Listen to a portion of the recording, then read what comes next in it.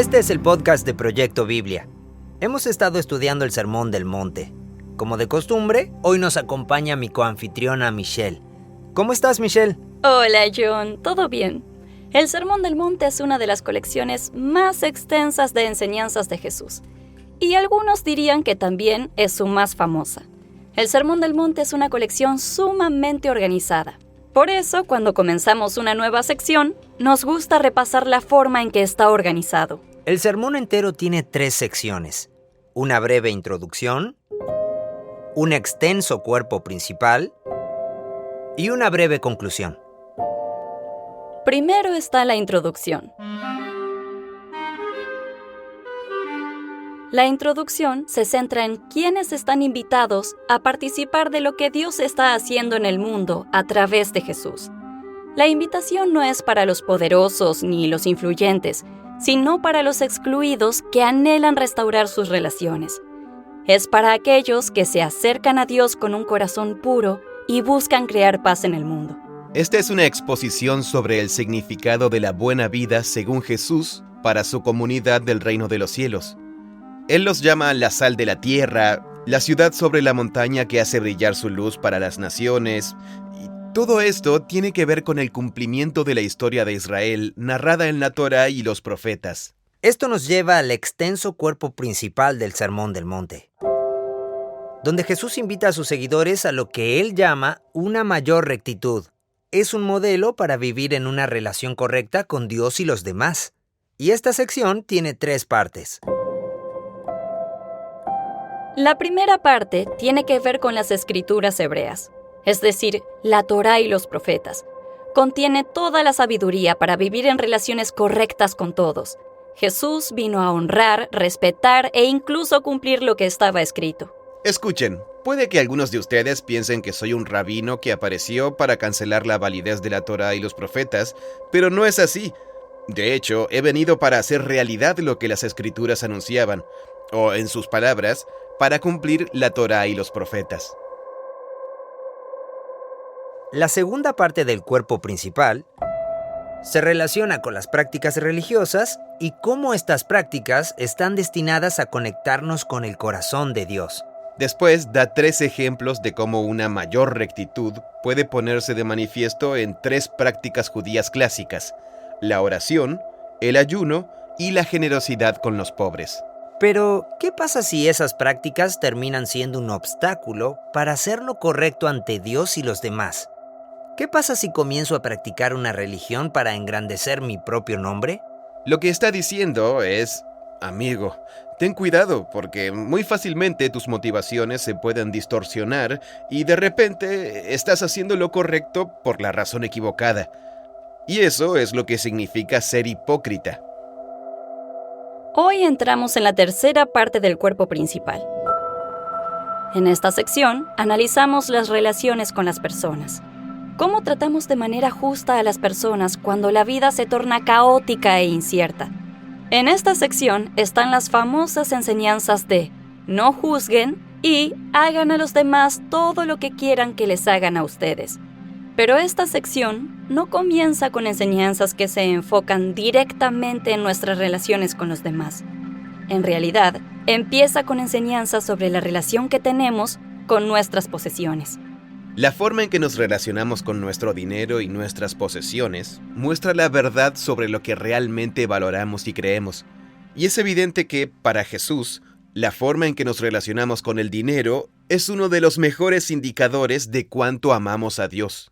Ahora, hay 4 enseñanzas en esta sección sobre nuestra relación con las cosas. Quizás estas enseñanzas les suenen conocidas. No acumulen tesoros en la tierra, sino acumulen tesoros en el cielo. También hay un enigma que dice que el ojo es la lámpara del cuerpo. Hay una enseñanza sobre que no se puede servir a Dios y a Mamón. Y por último, hay un poema largo y reflexivo sobre nuestra tendencia a preocuparnos. Hay muchísima sabiduría aquí. Cada una de las enseñanzas es un pequeño enigma. Cada vez que giras el diamante, hay muchas facetas que descubrir. Hoy vamos a ver la primera de estas 4 enseñanzas sobre el dinero. No acumulen tesoros en la tierra, acumulen tesoros en el cielo. Donde está su tesoro, donde estén sus cosas guardadas, allí también estará su corazón. ¿Qué tesoro hay en el cielo y por qué tiene un valor más duradero que las cosas que guardamos aquí en la tierra? Vamos a comenzar leyendo la traducción que hizo Proyecto Biblia de Mateo 6, 19 al 21, donde vamos a notar un vocabulario diferente que nos ayudará a pensar en esta enseñanza de una forma nueva. Gracias por acompañarnos. Aquí vamos.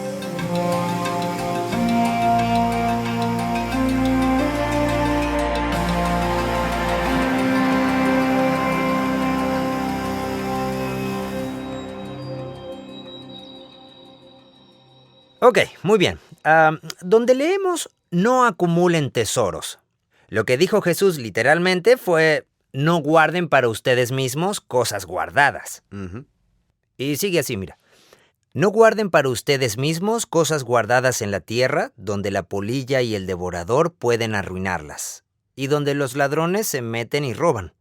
Sino guarden para ustedes mismos cosas guardadas en el cielo, donde la polilla y el devorador no pueden arruinarlas, y donde los ladrones no se meten ni roban. Porque donde estén sus cosas guardadas, allí estará también su corazón. Ujú. Bien. Podría decirse, y con razón, que mi traducción ha arruinado Queda un poco forzada. ha arruinado la cualidad memorable de las traducciones al español de estos versículos. Porque una traducción más tradicional sería, no acumulen para sí Tesoros. tesoros en la tierra, porque donde esté su tesoro, allí también estará su corazón. Tiene una cierta musicalidad. Claro, ¿qué versión es esa? Es la Nueva Biblia de las Américas. Ah, cierto, sí. La gran mayoría de las versiones al español, desde las más antiguas, usan la palabra tesoro. Bien. Y ya vamos a hablar más de eso, pero el problema con eso es que en el español contemporáneo, la palabra tesoro principalmente se refiere a algo así como el botín de los piratas. Sí, mi hijo usa la palabra tesoro. ¿Sí? ¿En serio? Sí, para sus cosas más preciadas. Ah, ¿sí? Como su colección de monedas. O las piedras que va juntando. Cositas pequeñas. Les llama tesoros. Bien, todavía usamos el verbo atesorar para hablar de algo que es muy especial, como atesoro nuestro tiempo juntos, por ejemplo. Claro. Pero no usamos la palabra tesoro como sustantivo en español para hablar de cosas de valor. Usamos la palabra riqueza. Bueno, en realidad riqueza probablemente sea la mejor... Sí, claro. Los adultos no hablamos de nuestra cuenta bancaria como nuestro tesoro. Exacto, sí. Hablamos de dinero. O riqueza, sí. Dinero suena un poco más técnico y riqueza se refiere tanto a la cosa en sí como a su finalidad. O sea, para invertir o ahorrar. Al menos eso es lo que se me viene a la mente cuando pienso en riqueza. Sí. Bueno, ahora quiero que nos pongamos bien nerds y vayamos al griego. El verbo guardar o acumular es thesaurizo. Luego el sustantivo cosas guardadas o tesoro es thesauros, que es simplemente el sustantivo relacionado con ese verbo. Thesauros. Sí, de ahí proviene la palabra español tesauro o tesoro para referirse a un diccionario. ¿Y cómo se relacionan esas dos ideas?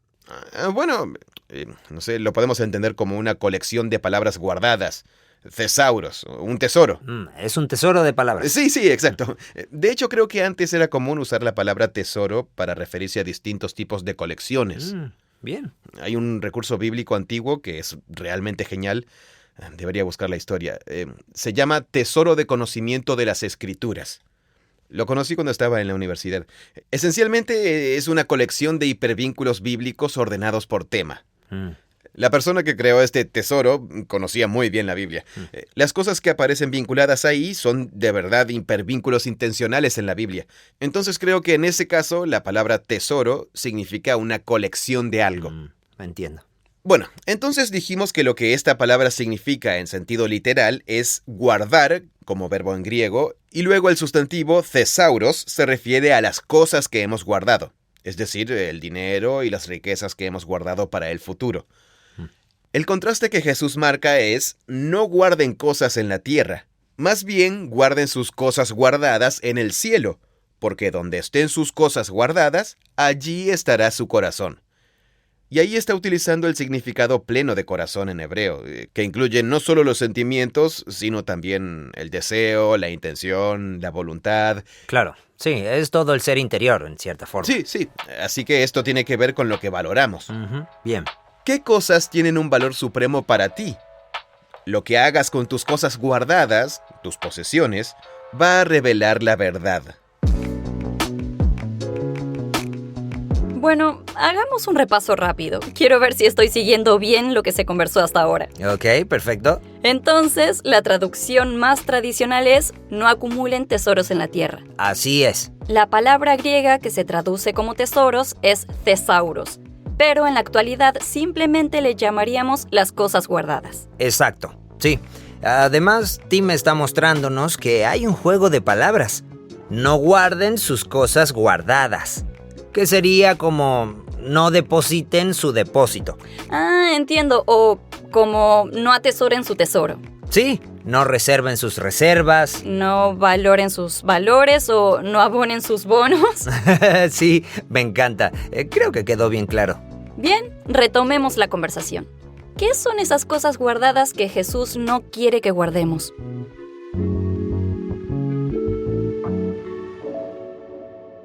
Bueno, creo que la pregunta que sigue es, ¿qué son las cosas guardadas?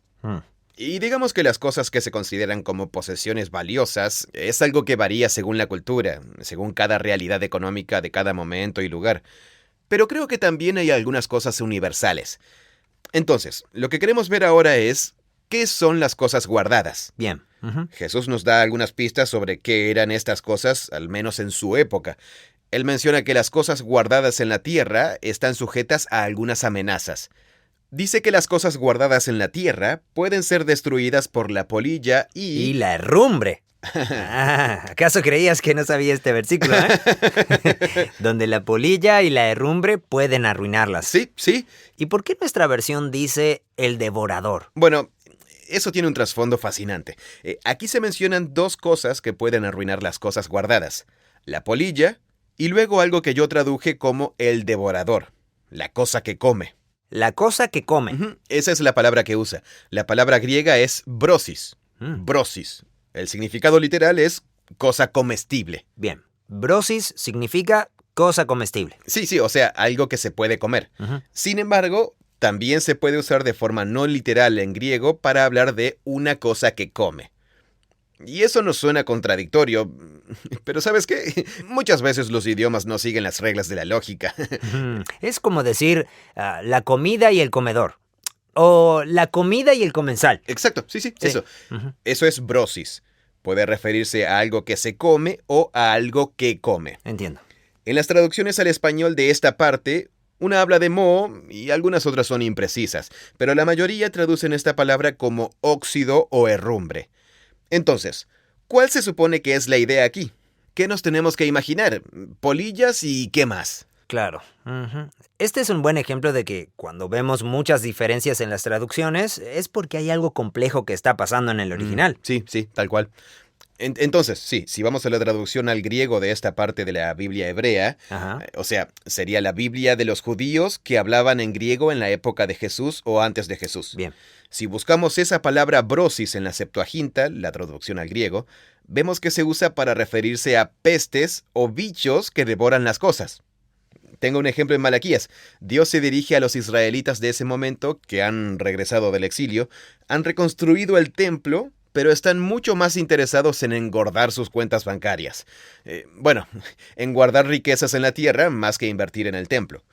Lo que Dios les dice es, voy a enviar brosis a devorar sus cosechas y las vides del campo antes de que estén listas. Entonces brosis ahí significa cosas que comen la cosecha. Ok, entonces en general serían langostas o insectos, ¿no?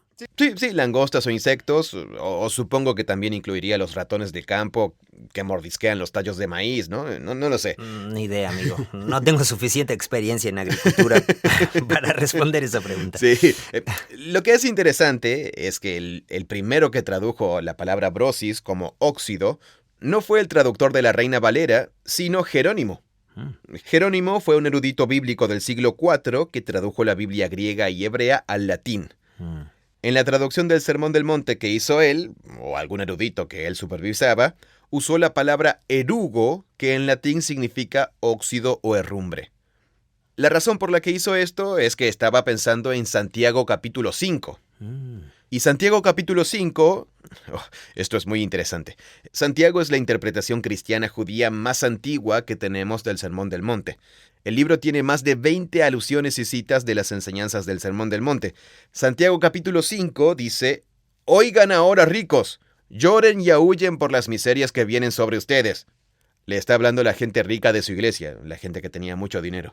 Les dice: «Sus riquezas se han podrido y sus ropas están comidas de polilla. Su oro y su plata se han oxidado». Pero esa no es la palabra brosis. Claro, no, ahí no dice brosis. Es literal del original, que significa destruido por el óxido. Entonces, lo que hizo Jerónimo fue traducir la palabra brosis. Tradujo las palabras de Jesús a la luz de las palabras de Santiago. Exacto. Tradujo las palabras de Jesús a la luz de las palabras de Santiago. Después, la Reina Valera, para traducir esto al español, adoptó la traducción de Jerónimo al latín.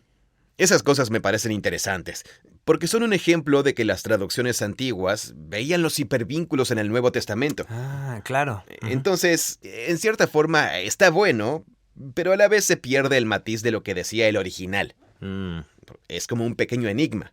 Y también tiene sentido que polilla sea la palabra paralela, porque ambas cosas comen. Las polillas se suelen asociar con... Bueno, esto justo me pasó hace unos meses. A mí también. ¿En serio? Sí, encontré en un suéter. Sí, un suéter. Sí, comido por las polillas. Sí, lo tenía guardado y lo saqué para el invierno, porque no lo había usado en todo el verano. Y cuando lo saqué estaba lleno de agujeros. Sí, y es tan raro porque ¿de dónde salen las polillas? No entiendo de dónde salen. Exacto, sí, cómo llegan a meterse en las ropas. Sí, se no arrastran. sé, no sé, amigo, no. Bueno, tienen alas. Deberíamos ver algún documental sobre eso. Sí. Bueno, así que lo de que las polillas comen la ropa es algo que pasa todavía hoy. Y ha pasado desde que los seres humanos usamos ropa. Eso nos conecta con nuestros amigos de la antigüedad. Exacto, sí. Y la ropa, en la imaginación antigua, era un símbolo de cuánta riqueza tenía una persona, y la ropa misma también era la riqueza. Es interesante porque la ropa sigue siendo un símbolo en nuestra cultura, en cierta forma. Pero en realidad no es parte del capital de una persona. Tal cual, sí. ¿Alguna vez fuiste a vender tu ropa en una tienda de segunda mano? Hace mucho tiempo. Aquí tenemos una que se llama Buffalo Exchange. Sí, la ubico. Sí, llevas una camisa que te costó como $50. Ellos la miran y te dicen, te doy $5. Sí, cierto. En el mundo antiguo, la ropa estaba entre los bienes que formaban parte del capital de una persona. Claro. Y eso es difícil de imaginar para nosotros. Vivimos en una época postindustrial con producción masiva de ropa. Oh, amigo, hemos llegado aún más lejos. Estamos en la era de la ropa descartable, de la moda rápida. Estamos en la era en que el minuto en que termina el supertazón, salen a la venta las camisetas con el nombre del ganador. Sí, y lo que implica que imprimieron cientos de miles de camisetas con el equipo equivocado. Con el equipo equivocado, porque hicieron de las dos. Otro ejemplo es la Semana de la Moda, donde se presenta lo nuevo. Sí, lo nuevo. Lo que significa que lo del año pasado ya pasó. Vivimos en una cultura que ha acelerado el proceso de desechar la ropa por considerar que ya no tiene valor de una manera única en la historia de la raza humana. Y es tan difícil para nosotros, que estamos aquí hoy, imaginar lo que habrá sido usar siempre la misma vestimenta con la esperanza de que nos dure 2 décadas. Y considerarla una parte importante de tus posesiones. Sí, exacto. Tu abrigo es uno de tus bienes más preciados. Sí, hay leyes en la Torá sobre que a un jornalero no se le debe quitar el abrigo. Bueno, eso también está en el sermón. Y lo mencionamos en el video. Es cierto, sí, tal cual. Hay leyes en la Torá que dicen que el abrigo es una de las posesiones más valiosas de una persona. Porque no te sirve solo como abrigo, sino también como manta. Sí, y probablemente hayan sido de materiales densos, como la lana de un animal. Entonces eran susceptibles a las polillas. Por eso, la imagen que nos da este versículo es de polillas o algo que puede comer. Y luego, en paralelo a esta amenaza al tesoro o a las cosas guardadas en la tierra, están los ladrones, que las pueden robar. Y lo que tenemos que recordar es que esta era una época anterior a la banca electrónica, que es parte de nuestra vida desde que nacimos. Tenemos que imaginar un tiempo en que si tenías riquezas, eso estaba representado en objetos reales ubicados en un lugar. Por supuesto que tenían sistema de créditos y todo, pero las riquezas seguras y confiables eran los bienes guardados. Y eso generó toda una industria para almacenar estas cosas y protegerlas. Quizás haya sido similar a lo que son los depósitos que se alquilan en Estados Unidos para guardar cosas grandes. Sí. Ese es un fenómeno cultural fascinante. ¿Alguna vez viste ¿Quién da más? ¿Es un programa de televisión? Sí, es básicamente sobre unos cazadores de tesoros. Cuando dejas de pagar el alquiler de un depósito, tienen derecho a embargártelo. Entonces, lo que hacen es... Me imagino que esto pasa todo el tiempo. Sí, pasa mucho. Entonces, lo que hacen... Sí, cuéntame. ¿Qué pasa? Bueno, déjame contarte. Quiero saber.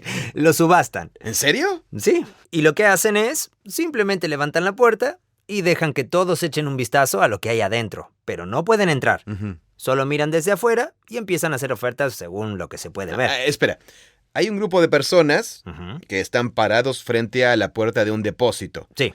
Y cuando lo abren... Sí, lo abren y... Solo pueden mirar. Sí. Todos se asoman mirando desde afuera y comienza la subasta. Entonces, el episodio sigue la historia de quien sea que gana y muestra cuando revisan todas las cosas. Puede ser que sea un montón de chatarra o que sea un tesoro y tengan ganancia. ¿Quién da más? ¡Wow! Sí, amigo, en cierta forma es como otro tipo de cuenta bancaria. Sí.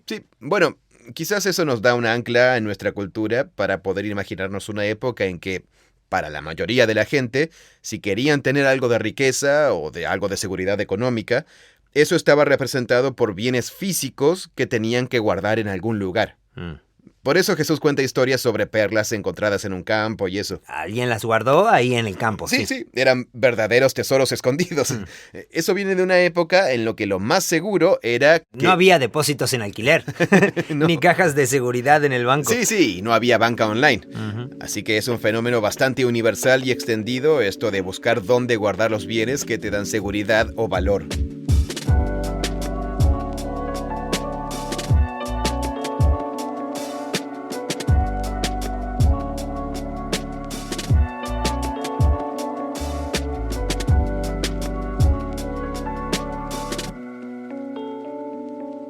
Tenemos el impulso de guardar cosas debajo de la tierra, lo entiendo. Yo lo hago. Siento que es necesario y como que si no lo hago, estoy siendo insensato o no me estoy preparando. Sí, y en un sentido eso es sabio y sigue la sabiduría bíblica. Ve, mira la hormiga, perezoso, de Proverbios. La hormiga guarda lo que tiene para los momentos en que no tenga. Así que, en cierto sentido, eso es sabio. Pero no es realmente seguro. Eso es lo que quiere decir Jesús. Claro, sí. Quizás esto no tiene tanto que ver con practicar la sabiduría, sino con que una vez que sabiamente guardaste lo que tienes, esa reserva puede hacer cosas muy raras en la imaginación humana, ¿no? Cierto. Nos engaña, nos hace creer que tenemos más seguridad de la que en verdad tenemos. Pero es falso. Es una seguridad falsa. Y por eso habla de la polilla y el devorador y el... Sí, es interesante pensar en qué buscamos realmente al guardar las cosas. ¿Cuál es nuestro verdadero deseo detrás de las cosas? Sí, el deseo detrás del deseo. Eso. ¿Y cómo alcanzamos ese deseo de forma segura? Creo que a eso va Jesús aquí. Sí, tal cual. ¿Cuál es la realidad que de verdad es estable y segura y en la cual puedo confiar y puedo dejar que guíe mis acciones? Porque como decías, ahorramos para un momento en que no haya estabilidad o por si tenemos escasez en el futuro. Entonces me esfuerzo por lograr el orden para un tiempo en que haya desorden, ¿no? Sí. Es eso, seguridad, estabilidad, abundancia. Bien, y Jesús se refiere a eso como tesoros en el cielo.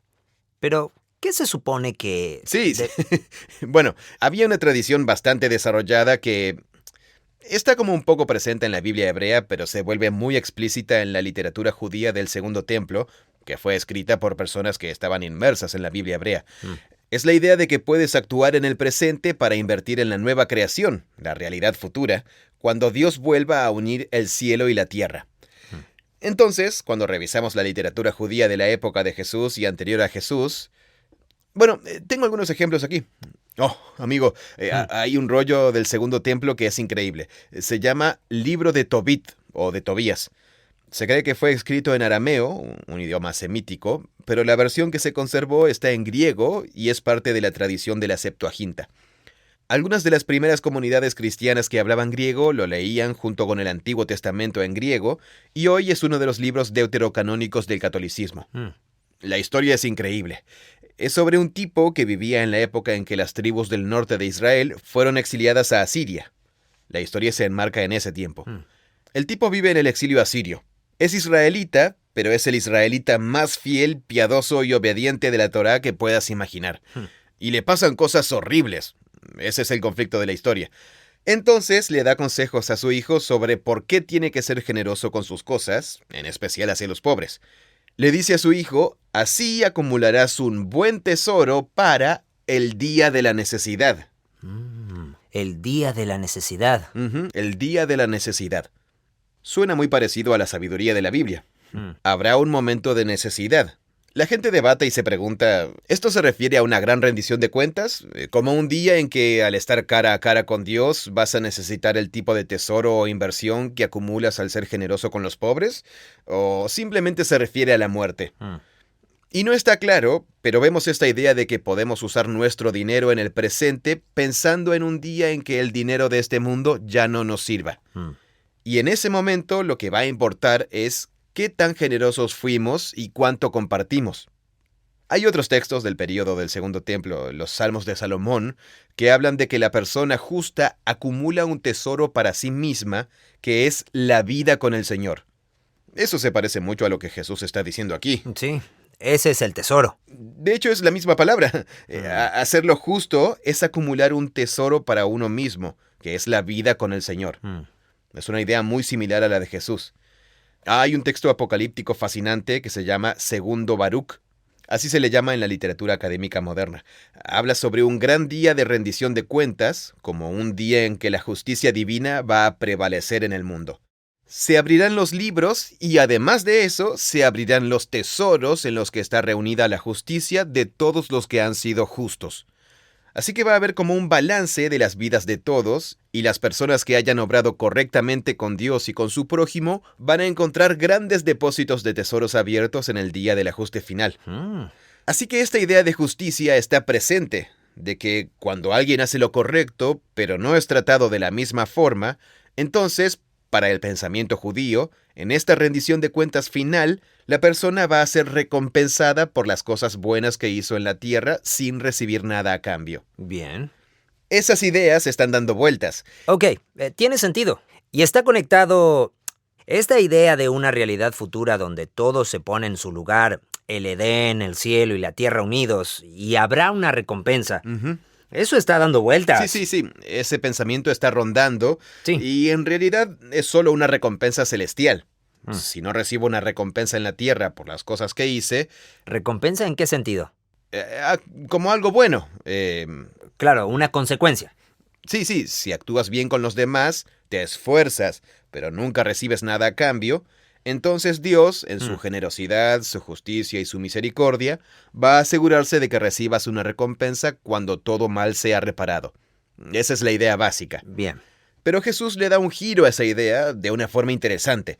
Sobre esa idea básica, él plantea que el tipo de tesoro más verdadero que puedes hacerte, el que va a suplir la necesidad y el deseo que tenemos de estabilidad, abundancia y seguridad, esa necesidad se va a suplir en la nueva creación. Y uno puede acumular ese tesoro ahora. Sí, podemos invertir en eso ahora mismo. Me parece muy interesante. Dicho todo eso, Jesús no parece pensar que simplemente cualquier cosa buena que hacemos en el presente se acumule para el futuro y que... No es que podemos llegar a la nueva creación y decir, bueno, ¿dónde están las cosas que me gané? ¿Me entiendes? Me esforcé todo este tiempo. Fui generoso con mucha gente, sacrifiqué mis deseos y mi dinero y pensé que... O sea, ¿dónde está mi premio? Claro, Jesús no parece pensar que las cosas funcionen así. Esa sería una versión celestial de la economía terrenal. ¿Y cómo sabemos eso? Bueno, Jesús contó una parábola, solo está en el Evangelio de Mateo, en el capítulo 20, sobre obreros en un campo. Él compara la invitación generosa al reino de Dios con un hacendado que contrata obreros porque la cosecha de la viña está lista y necesita muchos obreros por poco tiempo. Entonces contrata obreros en diferentes momentos del día, empezando temprano a la mañana. Les dice a los primeros, les voy a pagar tal cantidad. Después, ya entrada la mañana, va y contrata a varios más, otros más al mediodía y otros más como una hora antes de que... Antes del cierre. Sí, antes del cierre. Y al final del día, el hacendado les paga a todos exactamente la misma cantidad, tanto a los que habían trabajado 1 hora como a los que habían trabajado 9 horas. Entonces, los que habían trabajado 9 horas se enojan mucho. Claro, no es justo. Tal cual, sí. Y lo que dice el hacendado es, me gusta ser generoso con la gente. ¿Acaso no cumplí nuestro acuerdo? te pagué lo que habíamos acordado, ¿y ahora me estás criticando porque soy generoso? Lo que Jesús está diciendo es, el reino de Dios va a ser así. De hecho, es así. Jesús está diciendo dos cosas al mismo tiempo. Por un lado, inviertan en la nueva creación actuando correctamente hacia Dios y hacia los demás, incluso cuando sea difícil y no vean una recompensa terrenal. Y a veces van a tener que dejar de lado la seguridad terrenal, sacrificar algo, para poder actuar de forma correcta y generosa hacia Dios y al prójimo. Él dice eso, pero a la vez dice, pero no creo que la economía del reino de Dios funcione como un intercambio proporcional, como un toma y daca. Dios es mucho más generoso de lo que jamás podríamos imaginarnos. Así que, más allá de lo que quiso decir Jesús con lo de heredar el reino y entrar en el gozo de nuestro Señor, lo cierto es que vamos a alcanzar la seguridad, porque de eso se trata, vamos a alcanzar la seguridad y la abundancia que soñamos, pero eso no va a suceder de forma tal que alguien pueda decir, finalmente recibí lo que era mío. Porque al fin y al cabo nada es mío. Entonces, ¿quién soy yo para envidiar que Dios sea realmente generoso con otra persona sin basarse en un tesoro celestial que se haya ganado? Y quizás el tesoro celestial que yo creo que me merezco, en realidad no es tan grande como yo pienso, pero Dios va a darme mucho más. ¿Se entiende? Jesús desordena las categorías, toma esta idea tradicional de su contexto, pero también la adapta a la luz de la creencia central que tiene sobre la misericordia y la generosidad del Padre. Debo decir que uno de los eruditos que me hizo reflexionar en este tema fue R.T. France. Él dice de forma más concisa lo que yo acabo de decir, dando muchas vueltas. Él dice, aunque el tema de la recompensa es importante en el Evangelio de Mateo, debemos recordar nuevamente que en la parábola que aborda este tema de manera más directa, y cita la parábola de los trabajadores en la viña que acabo de resumir, sigue diciendo, observemos que hay una discrepancia deliberada entre el esfuerzo que inviertes y la recompensa que recibes. Dios no trata a nadie de manera injusta, como los que trabajaron todo el día, pero su gracia no está limitada al mérito humano. En el reino donde los primeros son últimos y los últimos son primeros, no hay lugar para computar los tesoros en el cielo en función del esfuerzo terrenal. Esos tesoros no se acumulan realizando actos meritorios, sino perteneciendo y viviendo según las prioridades del reino de los cielos. Me parece un resumen excelente.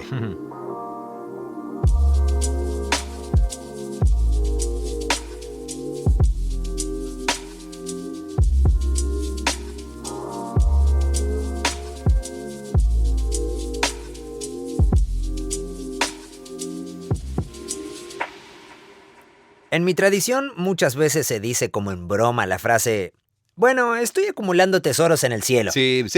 Cuando haces algo que te cuesta, que es como, bueno, estoy juntando un poco de dinero celestial. Sí, totalmente. Y eso te hace imaginar que va a haber una especie de economía futura en que quizás tengamos algún privilegio, lo que sea que eso implique. Sí, tal cual. ¿Has estado alguna vez en un contexto cristiano y alguien está por contar algo bueno que hizo, pero antes dice, quizás pierda alguna joya de mi corona por decir esto, pero...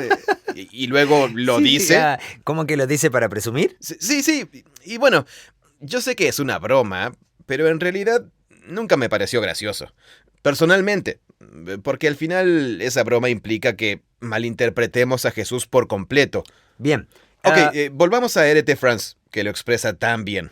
¿Sí? Okay. Él dice, la recompensa no se corresponde con los esfuerzos visibles de la persona, sino que, si somos parte del reino, todos vamos a recibir mucho más de lo que merecemos. Esa es la naturaleza de un padre que tiene una generosidad indiscriminada. Creo que tenemos que internalizar esta idea cuando hablamos del tesoro en el cielo, de que Sí, no estamos compitiendo por un nuevo sistema de clases sociales en el cielo. Exacto, eso mismo. Y tenemos que ser capaces de aceptar los dos lados. Si sigo a Jesús y Él me pide que responda en esta etapa de mi vida, reduciendo mi salario a la mitad para dárselo a los pobres o para dárselo a alguien que lo necesita mucho más que yo, tengo amigos que han sentido que Dios les pedía eso en una etapa de sus vidas. Y la pregunta es, ¿por qué alguien haría eso? Claro. Es muy poco sabio, según la escala de valores de algunas personas, y es algo muy audaz. Pero puede haber otras personas que, según su situación, quizás nunca escuchen que Dios les pide eso. Y creo que lo que Jesús está diciendo en esa parábola de los obreros que reciben la misma cantidad es que Jesús va a tratar a cada uno de forma individual. No tenemos que entender cómo va a tratar Jesús a tal o cual persona y qué va a darle. Solo tenemos que pensar, ¿qué siento que las enseñanzas de Jesús me están llamando a hacer? Y responder a eso. Y lo bueno es que esto no tiene que ver con mi esfuerzo ni con mi mérito. Bien, hablemos del tesoro celestial, las cosas guardadas en el cielo. ¿Qué sería eso exactamente? ¿De qué estamos hablando?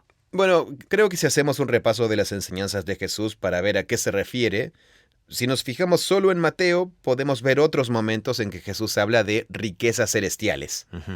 Uno está en Mateo 19, donde viene un joven rico y le dice, ¿qué debo hacer para heredar la vida eterna?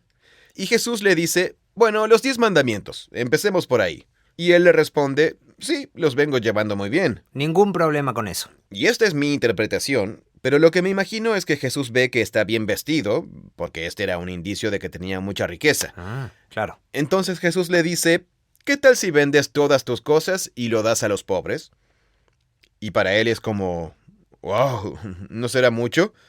Y Jesús dice, si quieres ser, y aquí usa la palabra teleios, la misma que usó antes en el sermón cuando dijo, sean teleios como su Padre Celestial es teleios. Se suele traducir como perfecto. Es un ser humano completo que refleja la imagen de Dios completamente. Entonces dice, si quieres ser eso, ve y vende lo que posees y da a los pobres, y tendrás tesauros en el cielo, y ven y sígueme. Así que le está diciendo la misma cosa a este tipo. Jesús está aplicando lo mismo que dijo en el sermón. Bueno, la parábola de los talentos, donde cuenta una historia sobre un hombre rico que distribuye su riqueza entre distintos siervos. 2 de ellos invierten y multiplican su riqueza. Entonces, cuando el hombre regresa de su largo viaje, les dice a estos 2, bien hecho, siervo bueno y fiel. En lo poco fuiste fiel, sobre mucho te pondré. Entra en el gozo de tu Señor. Entra en el gozo. El significado de entrar en el gozo se superpone con el de una frase que Jesús usa mucho, que es entrar al reino. Él habla de entrar al reino de Dios y entrar en la vida eterna, heredar el reino de Dios y heredar la vida eterna. Como Jesús dice en Mateo 19:29, el que haya dejado casa o hermanos o hermanas o madre o padre o hijos o tierras, por causa de mi nombre, recibirá mucho más y heredará la vida eterna. Al final de la parábola de las ovejas y las cabras, Él les dice a las ovejas, vengan ustedes a quienes mi Padre ha bendecido, reciban su herencia, el reino preparado para ustedes desde la creación del mundo. Jesús muchas veces contrastaba las posesiones terrenales con la riqueza celestial, pero lo interesante es que lo describe como gozo, vida eterna, el reino y una herencia. En otras palabras, nunca dice exactamente lo que es. Sí, me estoy dando cuenta. Sí, usa metáforas para hablar de algo que tiene un valor supremo. Lo podemos describir como una herencia, pero todo lo que sabemos es que tiene que ver con el gozo, la vida eterna y una responsabilidad. ¿Dónde está que es una responsabilidad? En la parábola de en lo poco fuiste fiel, sobre mucho te pondré. La responsabilidad en el reino y la nueva creación es una manera de reflejar la imagen de Dios como en el Edén, donde Dios estableció a los humanos como sus mayordomos reales para supervisar el jardín. Así que es simplemente un eco del jardín. No sé, en cierto sentido estoy tratando de responder a tu pregunta, haciéndome eco de las palabras de Jesús que más o menos responden a eso, pero también quedan muchos interrogantes. Claro. Bueno, eso me ayuda a entender que este es un tema grande en las enseñanzas de Jesús. Que para ser parte de lo que Dios está haciendo al unir el cielo y la tierra, aunque sientas que dejas atrás las cosas que te dan seguridad ahora, como tu riqueza, en realidad vas a recibir algo mucho mejor. Y le podemos llamar tesoro celestial, o también gozo, vida eterna, y también se habla de la responsabilidad que vamos a tener en la nueva creación, y también de una nueva era. Sí, la vida eterna en la nueva creación. Así que sigue dejando bastante a la imaginación. Supongo que si yo fuera un asesor financiero y estuviera tratando de convencerte de que cambies un activo por otro, no sería tan ambiguo. Te diría, esto es exactamente lo que vas a ganar. Y esto es lo que vamos a vender porque no está rindiendo muy bien. Claro, sí. Pero este otro activo... Sí. Y te contaría todo sobre ese activo para que me entiendas bien y veas lo valioso que es. Bien, cuando Jesús habla de la vida eterna, ese es un hipervínculo bien claro y directo a la Biblia hebrea. Porque recordemos que la frase vida eterna aparece pocas veces en la Biblia hebrea. Y las primeras menciones, y las más importantes, están en la historia del jardín del Edén. El árbol en el medio del jardín representa tomar un regalo que transmite la vida misma de Dios. De esa forma tengo comunión e ingiero el regalo de la vida de Dios que me es dada, y así mi vida participa y se hace una con la fuente de vida infinita que Dios quiere darme. Esa es la imagen de ese árbol. Lo que sea que representa el árbol de la vida eterna, Dios no lo especifica. Es simplemente el árbol de la vida. Pero ellos ya están vivos. Cierto. Entonces, ¿qué representa el otro árbol? El árbol del conocimiento del bien y el mal. Es algo que los humanos toman. Es hermoso, se ve apetecible. Pero también hay una voz que me dice, en realidad este árbol representa una oportunidad que Dios no quiere que conozca. El árbol me va a dar algo que Dios está escondiendo de mí. De eso me trata de convencer la serpiente. De repente, el fruto del árbol del conocimiento del bien y el mal se convierte en una posesión. Es algo que puedo tomar para asegurarme una clase de vida en lo... Esa es la clave, en lo que me parece bueno a la vista. Pero en realidad, la idea central del relato es que rechazan una fuente de vida que es infinita y es inconmensurable, y la cambian por algo que es físico, tangible y que tiene una fecha de vencimiento, pero que se ve bien. Ese es el contraste en el jardín. Así que al hablar de las posesiones que pueden ser comidas, en contraste con la vida eterna, Jesús alude a esta elección, que es exactamente igual. Qué interesante, amigo. Entonces, cuando Jesús habla del dinero, no solo está hablando del dinero o de la riqueza o del tesoro, porque como él dice, donde esté su tesoro, allí estará también su corazón. Está hablando de nuestra perspectiva del mundo, nuestra sabiduría. Eso, sí. Está hablando de cómo definimos lo que es bueno. Cómo definimos lo que tiene valor supremo. Lo que tiene más valor. Y en general definimos como más valioso aquello que nos da placer o seguridad. Y esas dos cosas están conectadas, porque cuando tenemos seguridad, experimentamos más placer. Están profundamente conectadas. Muy bien. Sé que en varios países ha pasado que la moneda de repente perdió todo su valor. Y si tenías muchísimo dinero ahorrado en esa moneda, la semana siguiente ya no valía nada. Es como si alguien viniera y te dijera, está por venir una nueva era en este gobierno. Sí. Y el dinero que estás ahorrando no va a valer nada. Vas a necesitar una moneda distinta. Exacto, sí. Y me estaba imaginando desde esa perspectiva que no estamos hablando solo de una cierta moneda, sino que estamos hablando de toda una forma de pensar. Nuestra perspectiva de qué es la buena vida. Así es, sí. Y Jesús viene y dice, esa perspectiva está a punto de no servirte para nada. Exactamente, tal cual. Y si vives con esa perspectiva, en esta era que está por venir no vas a tener nada. Va a ser como empezar de cero. Sí. Y esto ha pasado muchas veces en la historia moderna. El colapso bancario, como el que pasó en Estados Unidos, que afectó a todo el planeta. En 2008, sí, la gran crisis. Eso sí, ese es un buen ejemplo de que pensamos que estamos bien, invertimos nuestro bienestar y seguridad en estas cosas que creemos que nos van a dar estabilidad, y después pasan cosas como estas. Vienen las polillas y el devorador. Y es como estar parados en arena, para usar la metáfora de la casa en la arena que está más adelante en el sermón. Entonces la pregunta es, ¿hay en algún lugar una realidad de valor supremo que nos dé una seguridad, un bienestar y una esperanza que sean inmutables? Y Jesús describe eso como vivir por causa de mi nombre. ¿Y eso qué significa? Bueno, de eso se trata todo el sermón. Es una forma de existir en el mundo que entiende que la realidad del cielo se ha acercado a la tierra en la persona de Jesús. Si ponemos en práctica todos los dichos del sermón hasta ahora, ser pacificadores, ser generosos con los pobres, reconciliarnos con nuestro prójimo, amar a nuestros enemigos, es muy probable que perdamos bastante dinero en el camino. Sí. Esa es la economía del reino. Pero lo único que puede motivarnos a hacer esa clase de sacrificios Y solo vamos a sentir que es un sacrificio si creemos que lo que tiene valor supremo son esas riquezas firmes que hemos guardado. Entonces, cuando dejamos de lado las cosas que nos parecen estables ahora, en realidad, de una forma muy significativa, alimentamos una esperanza para el futuro. Es una declaración de que valoro la nueva creación más de lo que valoro ¿Es solo eso? ¿Una declaración? Es una expresión de mi confianza en ese valor. Si volvemos a eso del cambio de moneda, ¿es como voy a ganar otra cosa? Ah, entiendo. Bueno, podrías decir voy a dejar de lado esto, pero de una forma calculadora porque sabes que vas a ganar algo más valioso y lo vas a obtener. Pero en el momento que... Esa es la idea central de la parábola del tesoro en el campo. Voy a vender todo lo que tengo y voy a comprar este campo porque sé que este campo es más valioso que todo lo que yo tengo. Cuando Jesús define lo que vamos a obtener, eso que es más valioso que lo que estamos dejando atrás, Él problematiza esa cosa que vamos a obtener, porque, al parecer, la economía de la nueva creación va a funcionar según una generosidad indiscriminada. Y solo estoy explicando las imágenes que Jesús nos da, como gozo absoluto.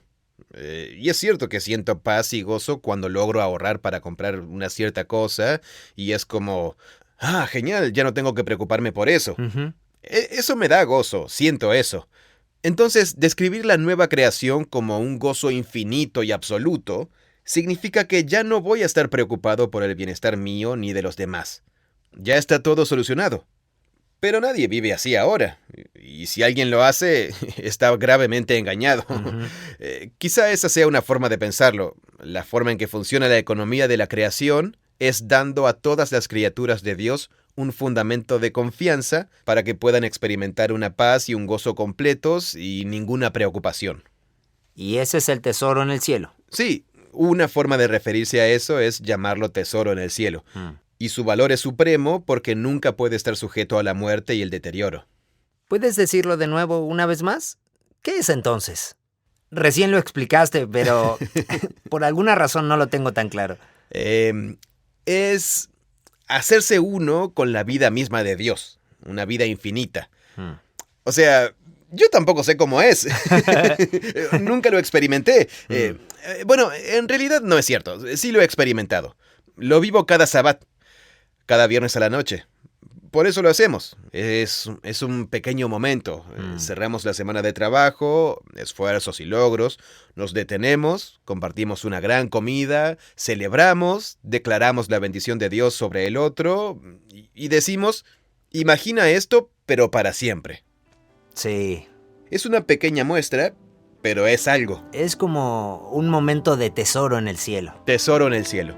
Es unidad, amor, abundancia. Y paz. Sí, sí.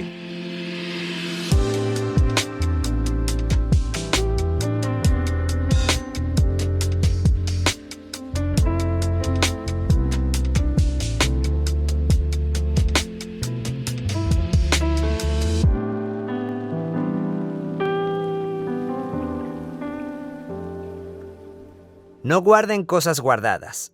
No atesoren su tesoro. No valoren sus valores. No presten sus préstamos. No negocien con su negocio. Las verdaderas cosas guardadas, de valor supremo, son las personas en las que inviertes a través de esta transacción comercial. Y quizás esta sea otra forma de... Creo que es una forma fiel de decir que no hace falta vender todas tus cosas y ser un maestro itinerante.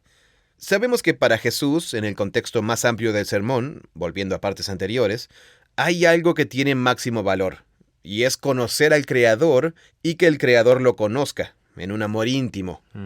Qué buena es la vida de los puros de corazón, porque ellos verán a Dios. Y una de las formas en que demostramos esa unión íntima es que somos un reflejo del amor de Dios mismo hacia otros seres humanos, las otras imágenes de Dios. Así que la salud y la calidad de nuestras relaciones personales suelen ser un termómetro clave de nuestra unión con Dios. Bueno, ¿y es así de simple? Así es como Jesús ve el mundo. Esa explicación me resulta fácil de entender. O sea, guardar cosas guardadas en los cielos significa amar a las personas con nuestras cosas. Sí, amar a las personas y amar a Dios con nuestras cosas. Amar a las personas y amar a Dios con nuestras cosas. Sí, quizás debería haber empezado por ahí. Bien. Genial, eso me ayuda a entenderlo. Puedes hacer negocios con tu negocio, pero también puedes amar a la gente con tu negocio. Y eso muchas veces termina siendo un mal negocio. Sí, exacto. Y a veces implica sacrificar un margen de ganancia en favor de una relación. Es como que cuando estamos atesorando nuestro tesoro, con esa mentalidad de acumular y acumular, se trata de empezar a verlo más como una herramienta para amar a las personas. Tal cual, sí. Genial. Me encanta.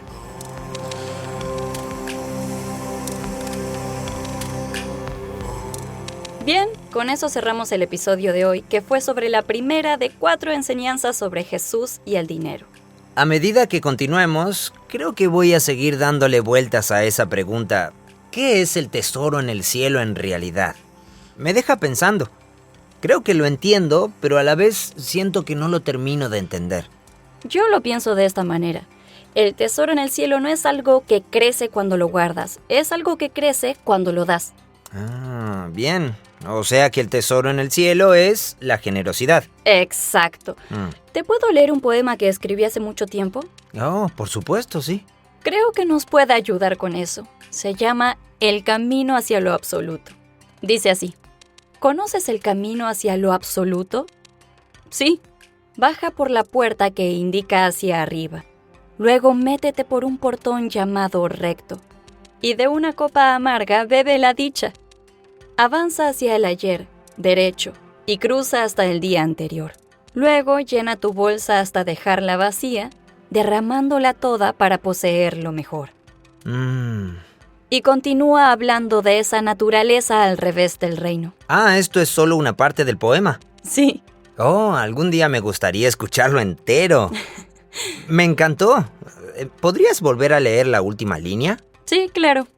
Llena tu bolsa hasta dejarla vacía, derramándola toda para poseer lo mejor. ¡Wow! Es hermoso.